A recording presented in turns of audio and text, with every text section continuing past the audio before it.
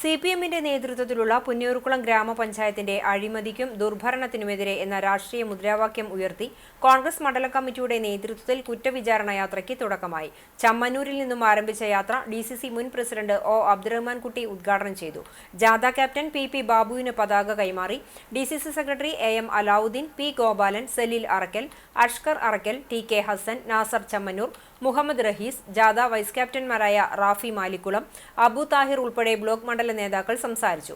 പഞ്ചായത്തിന്റെ വിവിധ ഇടങ്ങളിലെ സ്വീകരണങ്ങൾക്ക് അണ്ടത്തോട് സെന്ററിൽ സമാപനമാകും.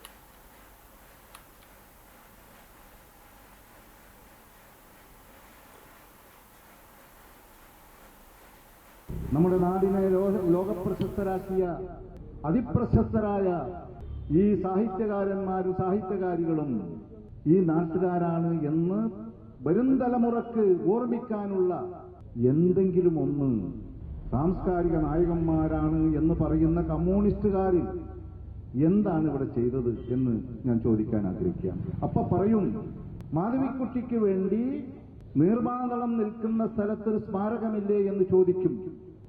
പക്ഷേ അതിനുള്ള 30 സെന്റ് സ്ഥലത്തിൽ കോൺഗ്രസുകാരനായ ശ്രീ ഗോപാലന്റെ മരുമകൻ തന്നെ നൽകിയ 13 സെന്റ് സ്ഥലം, കൂടാതെ മാധവിക്കുട്ടി നൽകിയ തറവാട്ടിൽ നിന്ന് നൽകിയ 17 സെന്റ് സ്ഥലം അടക്കമുള്ള 30 സെന്റ് സ്ഥലമാണ് ഈ പഞ്ചായത്തിനും ഭരണസമിതിക്കും അതിൽ യാതൊരു പങ്കുമില്ല.